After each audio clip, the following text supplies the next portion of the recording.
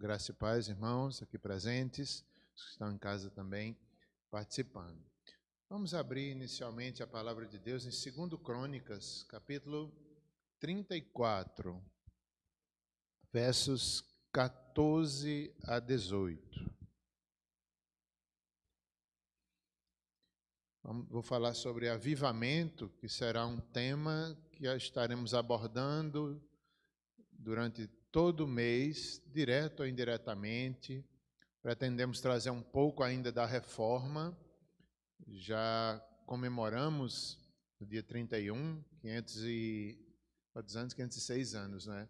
506 anos, mas vamos estender um pouquinho essa comemoração. Haverá aqui na nossa igreja um painel ainda sobre a reforma, que no aniversário dos adolescentes, no próximo sábado, toda a igreja está convidada, de tal forma que nós vamos continuar trazendo esse tema às pregações, principalmente da noite, e especialmente no contexto de avivamento, e trazendo algumas citações sobre a reforma ainda. Então, vamos ver hoje essa reforma de Josias. Todo o capítulo 34 e 35 narra essa história. E também em 2 Reis, no livro de 2 Reis, nós temos também a narrativa desse tempo de avivamento. Então, eu não vou ler todo o capítulo 34 e 35, mas durante a pregação eu vou citando parte deles, principalmente do 34. Eu quero ler apenas, inicialmente, os versos 14 a 18 do capítulo 34. É quando Ilquias acha o livro da lei. É o momento, digamos assim, mais feliz daquele avivamento, quando eles encontram o livro da lei. Na verdade, a reforma começa antes, o avivamento começa antes, mas há um impulso grandioso quando eles encontram o livro da lei. Josias era muito novo quando começa a reinar, e ele vai crescendo intelectualmente, crescendo emocionalmente, crescendo espiritualmente, até que ele vai tomando força, encontra oposições, mas quando ele encontra o livro da lei, é o ápice, é o momento mais importante. Era o tempo de Deus, intelectual, era o tempo espiritual, e a lei dá a base maior para o avivamento ali, e ele continua ali os atos daquele avivamento. É impressionante, irmãos, que isso aqui era um chamar de Deus. Deus estava falando para Josias, Deus estava falando para o povo de Judá, e foram anos maravilhosos ali de reformas, de mudanças, de avivamento. No entanto, era uma chance que Deus estava dando para santificar o seu povo, para falar ao seu povo. Impressionante que enquanto Josias esteve vivo, ali ele sustentou, ele lutou pelo avivamento, pela lei de Deus. Aqui nós vamos incluir somente as Escrituras, que é um dos pontos do sola, né?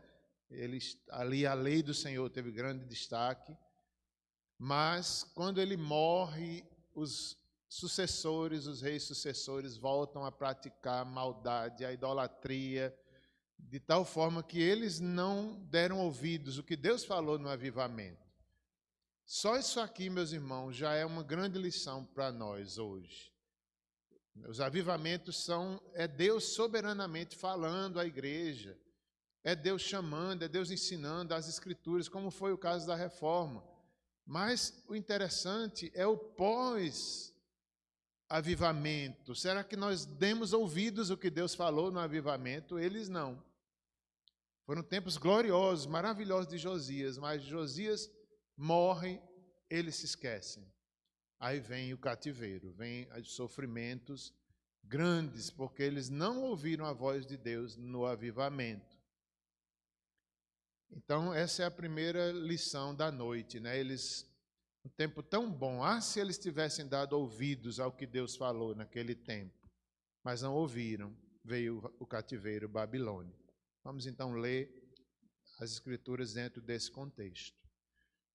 Um momento feliz, onde o livro da lei é encontrado.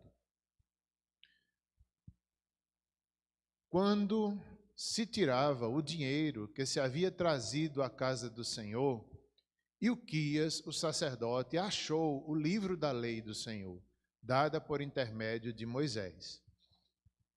Então disse Ilquias ao escrivão Safã: achei o livro da lei na casa do Senhor.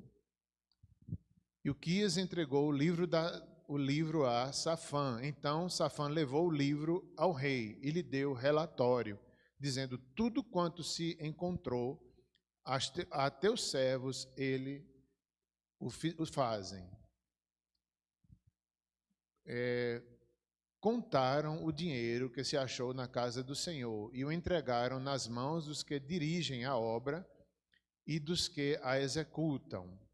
Relatou mais o escrivão ao rei, dizendo: o sacerdote Ilquias me entregou um livro. Safã leu nele diante do rei. Oremos mais uma vez. Senhor, que momento maravilhoso quando eles encontram a lei do Senhor. Estava perdida, esquecida, e dá um impulso muito grande a Josias, ao avivamento, à obediência, aquilo que Deus fez por vários anos ali em Judá. Ajuda-nos, Senhor, também a temer. O Senhor tem feito avivamento em nosso meio, em nossas vidas, que nós não possamos nunca esquecer, Senhor. As gerações futuras, nossos filhos, nossos jovens, possam continuar avivados, continuar temendo o Teu nome e Te honrando. Oramos que o Senhor nos avive nessa noite mais uma vez. Em nome de Jesus, amém. Eu quero citar aqui deixem as Bíblias abertas, por favor, no capítulo 34, que acabamos de ler. Eu quero citar aqui uma definição do reverendo Augusto Nicodemos sobre o que é avivamento. Segundo Augusto Nicodemos, baseado nas Escrituras, na história, é quando o Espírito de Deus visita o seu povo. É uma ação soberana, como foi aqui em Josias. Josias tinha 8 anos quando começa a reinar. Então, Deus o preservou, Deus o escolheu. Ele não tinha nem consciência do que Deus ia fazer, mas Deus estava querendo fazer. Então, é o Espírito de Deus que age, que visita o seu povo, que aviva o seu povo de forma soberana. E nós devemos orar por isso. Pedir que Deus nos visite, que Deus nos avive, que Deus nos fale fortemente. Quando o Espírito de Deus visita o seu povo, que antes estava no estado de dormência, de amortecimento. No caso aqui, antes do rei Josias, o seu pai, seus antecessores eram tempos terríveis, reis terríveis, idólatras, que iam, no caso do pai dele, diz aqui o texto anterior, o Amon, ele ia de mal a pior nos caminhos de Deus. Então é nesse momento mal que Deus intervém, que Deus manda o avivamento. O povo que antes estava em estado de dormência, de amortecimento, quando o Espírito de Deus fala, ele traz nova vida, renovação, um novo ânimo espiritual, clareza de pensamento, mais amor, mais desejo de santidade, apego à palavra de Deus e paixão de fazer a vontade de Deus aqui nesse mundo. São frutos, características, quando o Espírito de Deus fala. Eu achei isso aqui muito, muito impressionante. Deus traz uma nova vida à igreja coletivamente, a pessoas individualmente, essa vida que vem do Espírito de Deus. Ele traz renovação, ânimo espiritual, clareza de pensamento sobre a fé, sobre as coisas de Deus, sobre a eternidade, sobre as Escrituras. Isso se torna muito claro em nossas vidas. É o Espírito de Deus que faz parte do avivamento. Também mais amor a Deus, amor aos irmãos, mais desejo de santidade. Isso inclui abandono do pecado, apego à palavra de Deus, somente as Escrituras, e paixão por fazer a vontade de Deus aqui nesse mundo. Será, se a gente analisar cada um desses tópicos, a gente vai percebendo se nós estamos no avivamento ou não. Será que nós temos essa paixão por fazer a vontade de Deus? É o que nós mais queremos nesse mundo, é fazer a vontade de Deus. Será que nós amamos as Escrituras acima de nós mesmos? É sinal que estamos avivados. Alguns exemplos de avivamentos, quero citar, que talvez tratemos deles durante os outros cultos. Então, nós temos aqui em 2 Crônicas, Ezequias, outro rei que provou um avivamento. Jonas, aquela pregação de Jonas, onde muitos se convertem, o arrependimento é pregado, é um avivamento também, soberano de Deus. O próprio Josias, que estamos vendo agora, a reforma protestante foi um avivamento, não só doutrinário, não só social, não só econômico, que alcançou vários países, mas alcançou o coração de muita gente. A piedade, o temor, a obediência se tornaram realidade no meio daquele povo que estava perdido na doutrina, perdido historicamente, mas eles foram avivados não só na teologia, mas na prática de vida. As pessoas foram avivadas mesmo, nos países e na adoração, no louvor, vários movimentos. Isso é o mais importante, porque houve uma mudança nos corações das pessoas daquela época. Não só na imprensa, não só nisso ou naquilo, no governo, mas as pessoas temeram e foram avivadas na época da reforma. Também Pentecostes, que temos em Atos 2, é um avivamento, mas modernamente na Inglaterra, os Estados Unidos e como Augusto também citou, não é Brasil, nossa vez. Será que já tivemos um avivamento grande em nosso país? Eu concordo com Augusto quando questiona, quando analisa, e talvez não tivemos ainda um avivamento coletivo. É possível, e eu acredito particularmente disso, que nós temos focos de avivamento, né? A igreja brasileira tem provado muita coisa boa de Deus. Não deixa de ser um avivamento, mas de certa forma, a sociedade ainda não houve um reflexo disso nas famílias, na sociedade. Talvez mais avivamentos individuais ainda. Nós devemos orar. Quem sabe um dia tenhamos um avivamento maior em nosso Brasil, em nossas igrejas, pelo menos. Quero aqui citar um pouco de somente as Escrituras, não é? Já que estamos aqui falando de Josias, o texto que foi lido, eles acharam o livro da lei. Provavelmente era Deuteronômio o livro que eles acharam, talvez empoeirado no templo ali abandonado, as pessoas muito idólatras, as pessoas desobedientes, o livro da lei estava esquecido. E em determinado momento eles encontram as Escrituras, que inclusive não é a base da reforma, é as Escrituras, que naquela época era privativa de só algumas pessoas, só a igreja, não estava na mão do povo as Escrituras, mas foi exatamente na reforma que se criou esse movimento de traduzir para a língua do povo, de colocar na mão do povo, sabendo que Deus pode falar diretamente com cada um dos seus filhos, o sacerdócio universal. O crente podia ler a Bíblia, ali entender, porque o autor da Bíblia é o Espírito Santo, e ele mesmo está em cada crente. Não era somente a igreja, e a igreja nas trevas do conhecimento, da idolatria, tantos pecados, e precisava ser questionada, precisava ser avivada, e Deus usa vários homens, mulheres também piedosas, a voltar às Escrituras.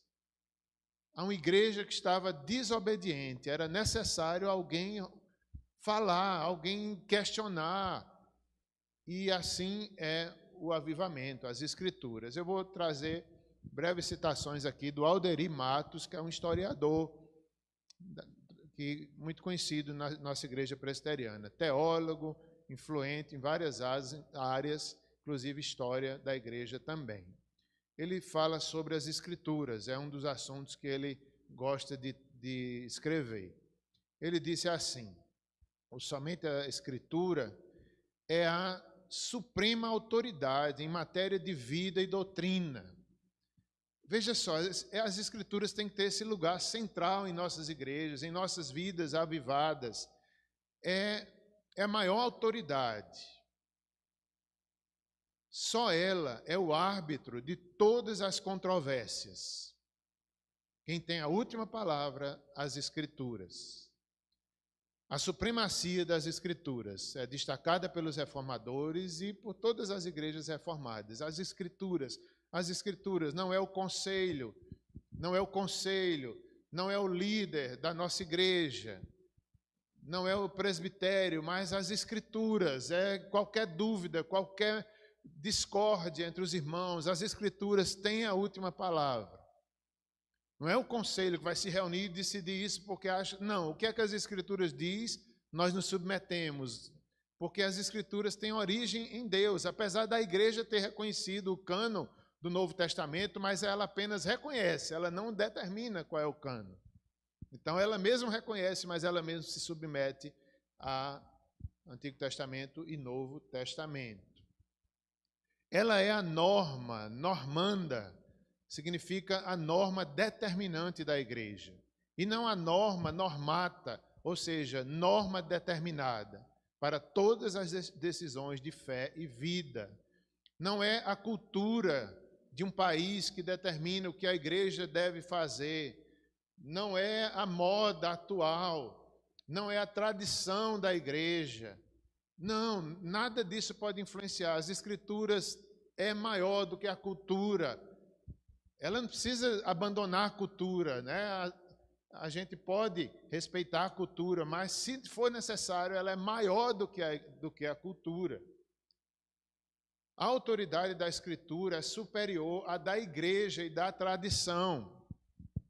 Contra a afirmação católica da época e hoje também, a igreja ensina, ou a tradição ensina. Os reformadores afirmavam, a Escritura ensina. A Escritura é maior do que a tradição, a Escritura é maior do que a igreja. Nós devemos nos submeter às Escrituras. Estou falando de Antigo e Novo Testamento. Em quarto e último lugar, a experiência pessoal dos reformadores.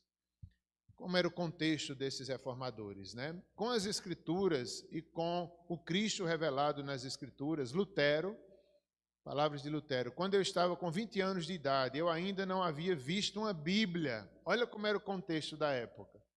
Lutero, com 20 anos, nunca tinha visto uma Bíblia. Por isso que eles tiveram que ser fortes, por isso que eles tiveram que combater, dar a vida, porque era um contexto muito diferente do nosso. Hoje a gente tem 5, 6 Bíblias em cada casa nossa, traduções diferentes. Ele, com 20 anos, nunca tinha visto uma Bíblia. Diz ele, eu ainda não havia visto uma Bíblia, já falei, eu achava que não existiam evangelhos ou epístolas, exceto as que estavam escritas nas liturgias dominicais. Finalmente encontrei uma Bíblia na biblioteca e levei-a comigo para o mosteiro. Eu comecei a ler, reler e ler tudo novamente, para grande surpresa e tal. É isso, irmãos. Vamos seguir na reforma de Josias, que inclui esse momento de encontro com o livro da lei. Vamos lá. Voltando ao texto de 2 Crônicas 34, Deus levantou um rei piedoso, Josias. Foi uma volta à verdadeira adoração e ao culto verdadeiro. Sempre é assim, seja na reforma protestante, seja em Josias, é uma volta à adoração verdadeira, ao Deus verdadeiro, e uma volta ao culto verdadeiro. Versos 1 a 3 do capítulo 34. Nós vemos nesses primeiros versos que Josias tinha 8 anos quando começou a reinar. Aqui nós vemos a soberania de Deus no avivamento. Soberanamente Deus guarda aquela criança que no início não pôde tomar decisões baseadas na sua fé, na sua convicção. Certamente influências ainda do seu pai, do governo anterior, prevaleceram nessa época inicial. Mas depois, aos 16 anos, ele começa a tomar decisões mais fortes, de fé, decisões mais de temor, mostrando o temor a Deus que ele tinha. Mas aqui nós vemos nos versos de 1 a 3, especialmente a soberania de Deus no avivamento. Ele reinou 31 anos em Jerusalém. Que bênção! 31 anos significou um reinado de temor, de avivamento, de busca pelas coisas de Deus. O seu pai, como já disse, Amon, era mais e mais culpável. E Deus levanta Josias no temor e na adoração a Deus. No contexto geral, o que era que estava acontecendo? Era, segundo Crônicas 7,14, se cumprindo, que dizia que se o meu povo se humilhar, orar e me buscar, eu ouvirei do céu, perdoarei os seus pecados e sararei a sua terra. Então, o que era que Josias estava fazendo? Era clamando a Deus, porque o povo estava em desobediência, em pecados, em idolatrias, e ali ele estava simplesmente clamando: Senhor, cumpre a tua palavra, tu dissestes que se nós estivéssemos mal, sofrendo as consequências do pecado, te buscássemos, o Senhor ouviria. Então Josias está clamando, trazendo ali a promessa de Deus para o seu tempo, para a sua juventude, para a sua vida e para o seu povo, ele como rei. Também nos faz lembrar o que um pai de família deve fazer na sua família, né? Se levantar, defender a palavra de Deus, né? O que os pastores, os líderes da igreja devem ter a mesma atitude. Nós queremos honrar, nós queremos um avivamento, e isso deve se refletir em toda a comunidade, como nós vamos ver no final, que todos aqui estavam incluídos no avivamento. Crianças, velhos, pobres, ricos, todos eram chamados ao avivamento.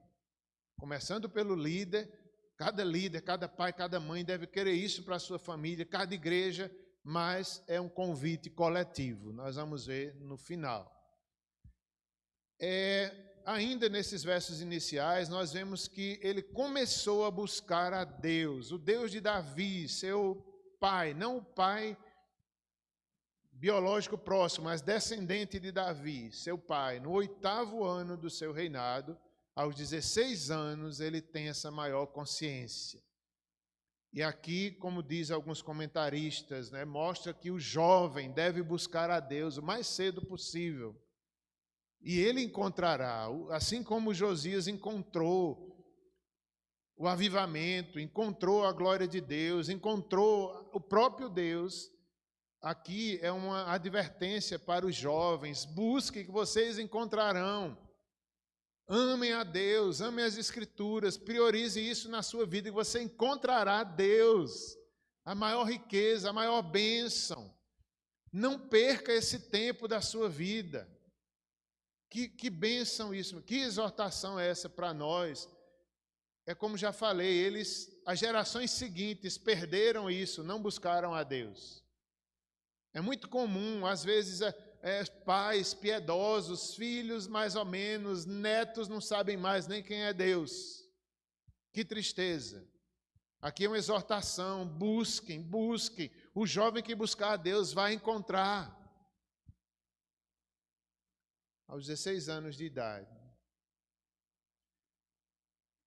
Versos 3 a 7, continuando aí a sequência do capítulo 34, nós vemos aí a purificação do templo e do culto. Nós vamos ver como Josias amava o templo, amava o culto. Ele dá ordens para a restauração do templo, ele dá ordens para os levitas, para os construtores. Que bênção, como ele amava a casa de Deus. É uma marca do avivamento. É amar os cultos, é amar a Deus. Nós vemos aqui nesses versos de 3 a 7, eu não vou ler, mas vou citar algumas partes. Nós encontramos aí a purificação de Judá e de Jerusalém, dos altos, dos postes ídolos, das imagens de escultura e de fundição. Eram símbolos da deusa Aserá. Diz aqui que Josias fez pó da idolatria. Ele tirou, não só tirou, mas ele quebrou, ele fez pó toda aquela idolatria que estava no templo, que estava talvez nos montes, talvez nas casas dos israelitas, de Judá. O reino do norte já estava em cativeiro, muitos deles perdidos entre as nações. E é aqui nesse avivamento onde Israel vai ser unido novamente. Aquele remanescente do reino do norte, de Samaria, agora, pelo avivamento, eles se juntam a Judá. que significa os descendentes de Davi. O Messias viria dessa descendência, fruto do avivamento. Então, significa uma purificação de Judá, de Jerusalém, das cidades. Ele foi purificando as cidades da idolatria. Como é importante para nós hoje, né? O avivamento traz purificação da nossa vida, das nossas igrejas. Devemos buscar uma vida santa, tirar a idolatria, qualquer idolatria do nosso coração, da nossa vida, das nossas igrejas e especialmente do coração de cada um de nós. Ele fez o mesmo em outras cidades, também foi até outras tribos do norte, por exemplo, Samaria. Ele encontrou oposição, não pôde continuar a reforma como ele gostaria, até que ele encontrou o livro da lei, que traz novo impulso à reforma de Josias. Ele continuou a reforma 6 anos depois, quando encontrou o livro da lei. Vamos agora para os versos 8 a 13. Os versos 8 a 13 vão narrar o rei repara o templo. Muitas coisas interessantes, o amor dele ao templo. Então, nós veremos aí, também não vou ler, mas vou citar alguns fatos. As pessoas entregaram o dinheiro com fidelidade. Havia um certo dinheiro guardado, de Manassés, talvez de Efraim, então eles juntam, eles entregam ali as pessoas responsáveis, e isso é muito bonito, né? A entrega voluntária para o amor à casa de Deus. Eles pagaram os trabalhadores com fidelidade. Isso é tão bonito, né? Isso mostra fruto de avivamento, um coração disposto a investir, aquele coração que paga o trabalhador, não é explorador. Se alguém estava construindo o templo, podia até querer dar de oferta o trabalho, não tem problema, mas aqui eles pagaram com fidelidade o trabalho daqueles homens, dos trabalhadores. Também os trabalhadores procederam fielmente na obra, diz o texto. Ou seja, até os trabalhadores estavam com amor. No avivamento é assim, se faz por amor, os trabalhadores trabalham para a glória de Deus. Os músicos se envolveram. Pessoas também que eram serviços braçais, de pegar peso, músicos, né? Estavam ali também administrando, olhando. Então, Deus usou várias pessoas de diferentes dons. Isso é muito bonito, irmãos. O avivamento é assim, não é só um dom que tem destaque. Os pregadores, os cantores, não. Toda a igreja, é o sacerdócio universal, cada um tem um dom, todos podem provar e desfrutar da glória de Deus, da fidelidade no dom que tem. O avivamento atinge o caráter das pessoas e se reflete na sociedade. Essa reforma seguiu o modelo de Davi, de Salomão e de Ezequias. Então, Josias queria ser bíblico. Ele não estava fazendo algo por ele, ele tinha uma referência, seu antepassado Davi, as escrituras, Salomão, Davi, Ezequias. Então ele não estava fazendo para ele mesmo, ele estava trazendo de volta a adoração e o culto baseado na história e nas próprias escrituras. Como já disse, dons diferentes serviam ao Senhor e amavam a casa de Deus. E assim a casa de Deus foi restaurada. Versos 14 a 18, na sequência, Ilquias acha o livro da lei. Que momento importante, né? Provavelmente Deuteronômio, diz o verso 15, vamos ler.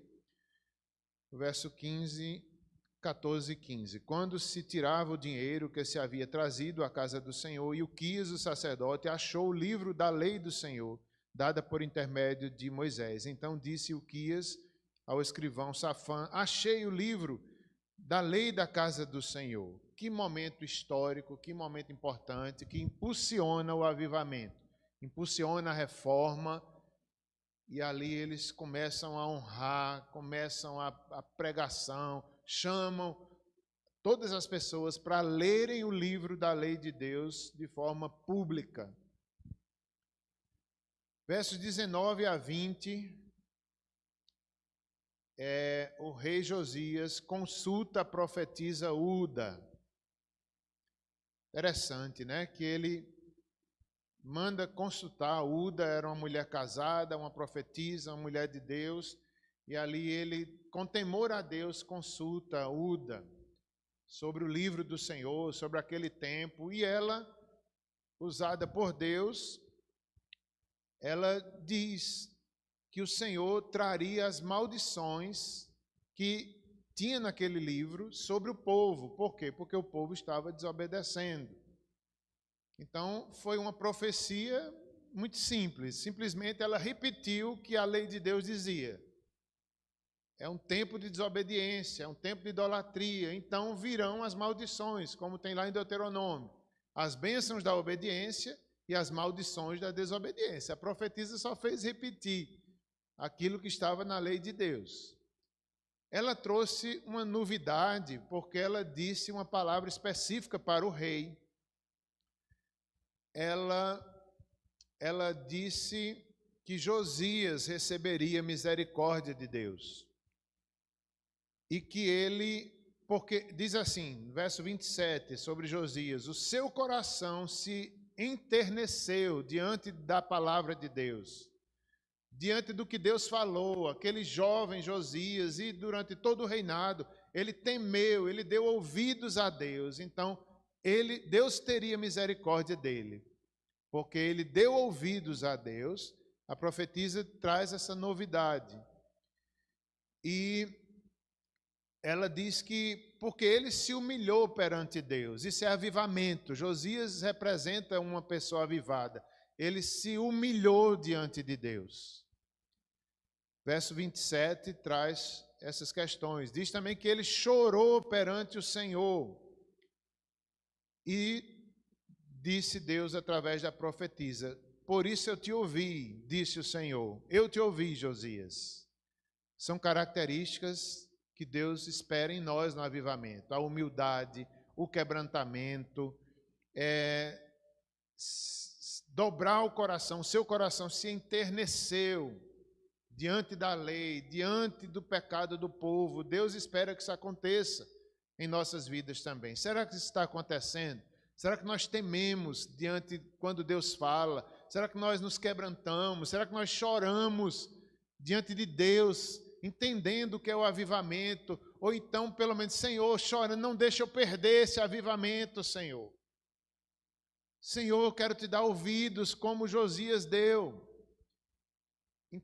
Interessante, de uma forma bem diferente, Deus diz a Josias, manda o recado para ele, dizendo que ele receberia misericórdia e que ele morreria, seria levado para Deus e não veria o futuro terrível que viria, onde Jerusalém e Judá seriam destruídos por causa da desobediência.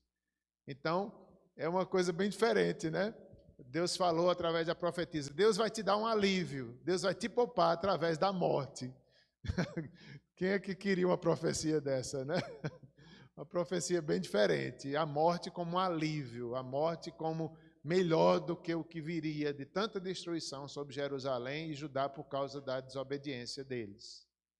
A profetisa traz essa palavra aí para Josias. Versos 29 a 33, a renovação da aliança perante o Senhor, não é? A lei de Deus. Como já disse, todos são chamados para um momento certamente público. A atitude do rei, nós vamos ver aí versos 29 a 33, vamos ler. Olha, a atitude do rei deve ser a atitude nossa também. Então, verso 29, então deu ordens o rei a todos os anciãos de Judá e de Jerusalém que se ajuntaram o rei subiu à casa do Senhor, e todos os homens de Judá, todos os moradores de Jerusalém, os sacerdotes, os levitas e todo o povo, desde o menor até o maior, e leu diante deles todas as palavras do livro da aliança que foram encontrado na casa do Senhor. Que momento de temor, de reverência, né? O rei chama os anciãos de Judá, de Jerusalém, juntou todo mundo. Que temor, que sabedoria, venham todos renovar a aliança com Deus. Diz aqui que chamou os homens de Judá, não só os homens, mulheres, crianças, todos moradores de Jerusalém. Imagina só, uma cidade inteira sendo chamada, as pessoas, venham, vamos renovar, é o avivamento, ouçam. Muitos ouviram, outros desprezaram, mas pelo menos aqui nesse momento a resposta foi positiva. Os sacerdotes foram chamados, os levitas, né, aqueles que cuidavam do templo, músicos e outros levitas também, porteiros e outros levitas, e todo o povo, desde o menor até o maior, e a lei de Deus foi lida ali na casa do Senhor. Então, ele ensina primeiro, depois ele cobrou, né? Parece uma atitude muito forte aqui de Josias. Ele deu ordens, ele cobrou, ele chamou o povo com a autoridade de rei. É meio estranho quando a gente vê isso, que autoritarismo, que é isso? Não, mas ele estava ali ensinando primeiro, voltando à lei de Deus, não era por si mesmo.